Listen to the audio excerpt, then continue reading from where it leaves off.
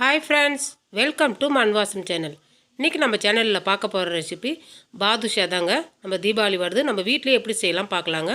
அதுக்கு முதல்ல அரை கிலோ மைதா எடுத்துருக்குறேங்க. நான் கிலோ கணக்கில் தாங்க சொல்கிறேன். அரை கிலோ மைதாவுக்கு அரை டீஸ்பூன் குக்கிங் சோடாங்க, 1/4 டீஸ்பூன் பேக்கிங் பவுடர், 150 கிராம் நெய்ங்க.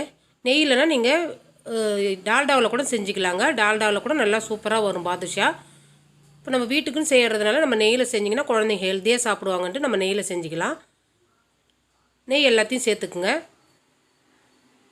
நான் சொல்கிற அளவு கரெக்டாக இருக்குங்க. நல்லா சாஃப்டாக சூப்பராக பேக்கரியில் கிடைக்கிற மாதிரி நமக்கு பாதுஷா கிடைக்கும். இப்போ தண்ணி பார்த்திங்கன்னா நான் ஒரு 200 ml எடுத்துருக்குறேன். கொஞ்சம் கொஞ்சமாக சேர்த்து நீங்கள் பிசைங்க.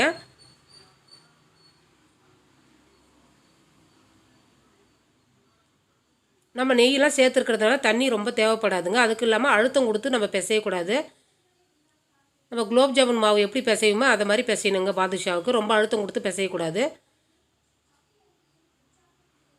கொஞ்சம் கொஞ்சமாக தண்ணி சேருங்க, கரெக்டாக உங்களுக்கு பதம் தெரியும்.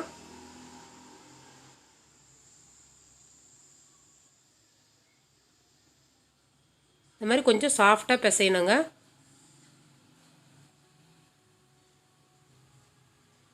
பாருங்கள், 200 கிராம் தண்ணி எடுத்தால் ஒரு 150 கிராம் தண்ணி கரெக்டாக ஆச்சு. 50 கிராம் தண்ணி மீந்துடுது. அவ்வளோதாங்க. இந்த அளவுக்கு நம்ம உண்டை போடுற அளவுக்கு மாவு கரெக்டாக இருக்கணும். இது ஒரு 10 நிமிஷம் அப்படியே இருக்கட்டுங்க. நம்ம அதுக்கு தேவையான ஜீரா காய்ச்சிக்கலாம். 800 கிராம் சர்க்கரை கரெக்டாக இருக்குங்க. அரை கிலோ மாவுக்கு 800 கிராம் சர்க்கரை ஜீரா காய்ச்சறது கரெக்டாக இருக்கும். சர்க்கரை முழுகிற அளவுக்கு தண்ணி சேர்த்துக்குங்க.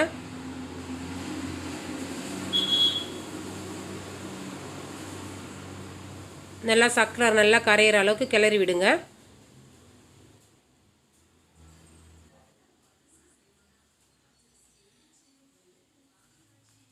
பார்த்திங்கன்னா இது மாதிரி கொதி வர்ற டைமில் ஒரு டேபிள் ஸ்பூன் அளவுக்கு பால் சேர்த்துக்குங்க.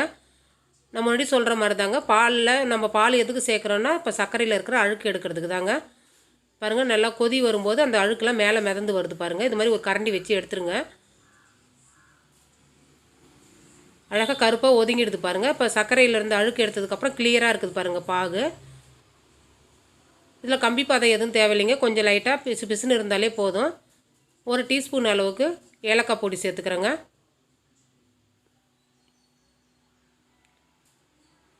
பாதுஷா பிடிக்காதவங்களே இருக்க மாட்டாங்க, ரொம்ப பிடிக்கும் எல்லாருக்குமே. இப்போ நம்ம வீட்டிலே செய்யும்போது நம்ம சுவையாக செஞ்சு சாப்பிட்லாங்க. இது மாதிரி ஒரு பிசு பிசுப்பு தன்மை இருந்தால் போதும். இப்போ கேஸ் ஆஃப் பண்ணுறேங்க. ஒரு சின்ன பீஸு எலுமிச்சம்பழம் பீஸு வந்து கட் பண்ணி போட்டுருங்க.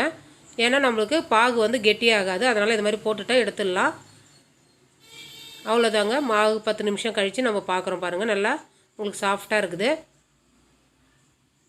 இப்போ அரை கிலோ மாவுக்கு ஒரு 40 பாதுஷா கண்டிப்பாக வருங்க. நம்ம போடுற அளவுலேருந்து கரெக்டாக வரும். சின்ன சின்ன உருண்டையாக எடுத்துக்கோங்க, ரொம்ப பெருசாக போடாதீங்க. நம்ம பேக்கிங் சோடாலாம் போட்டிருக்கிறதுனால உப்பி வரும். அதனால் சின்ன சின்ன உருண்டையாக எடுத்துக்கோங்க. இந்த மாதிரி சுற்றும் போது உங்களுக்கு லேயராக கிடைக்குங்க. அதனால் கொஞ்சம் சுற்றிட்டு கட்டை விரலில் நடுவில் ஒரு அழுத்தம் கொடுங்க. அவ்வளோதாங்க. பாதுஷா ரொம்ப ஈஸியாக செஞ்சிடலாங்க. எல்லாருமே செஞ்சிடலாம். நம்ம எவ்வளோ சுற்றுறோமோ அந்த அளவுக்கு உங்களுக்கு உள்ளார லேயர் கிடைக்கும். அவ்வளோதாங்க. கட்டை விரலெல்லாம் நடுவில் ஒரு ப்ரெஸ் பண்ணிட்டிங்கன்னா பாதுஷா ஷேப் கிடச்சிரும் உங்களுக்கு. இந்த மாதிரி எல்லாத்தையும் செஞ்சு வச்சுக்கோங்க.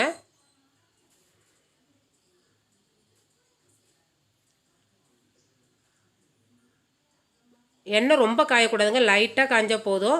நம்ம போடும்போது நம்மளுக்கு அந்த லைட்டாக ஒரு படபடப்பு இருந்தாலே போதுங்க. ரொம்ப காஞ்ச எண்ணெயில் போடக்கூடாது பாதுஷாவை.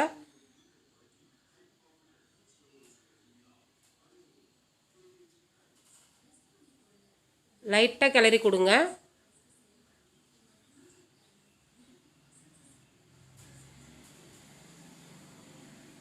ஒரு பக்கம் வெந்ததும் மறுபக்கம் லைட்டாக திருப்பி விடுங்க. அடுப்பு லோ ஃப்ளேமில் தாங்க வேக வைக்கணும். ஹை ஃப்ளேமும் இருக்கக்கூடாது, மீடியம் ஃப்ளேம்லேயும் இருக்கக்கூடாது. லோ ஃப்ளேமில் வச்சு வேக வைக்கணும்.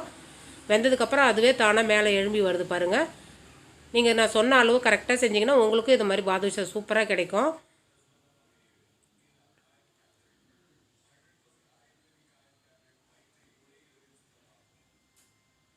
நல்லா பொன்னிறமாக ஆகிற வரைக்கும் நம்ம வேக வைக்கணுங்க.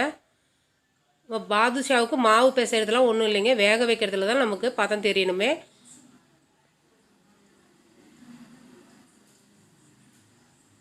நல்லா கரண்டியை விட்டு இடையில் கிளறி விடுங்க, அழகாக தானாகவே திரும்பிக்கும். நம்ம லோ ஃப்ளேமில் வச்சு வேக வைக்கும்போது உள்ளே இருக்கிற மாவுலாம் நல்லா வெந்து உங்களுக்கு சூப்பராக இருக்கும். அவ்வளோதாங்க, இந்த அளவுக்கு கலர் வந்தால் போதும். இப்போ நம்ம எடுத்துடலாங்க.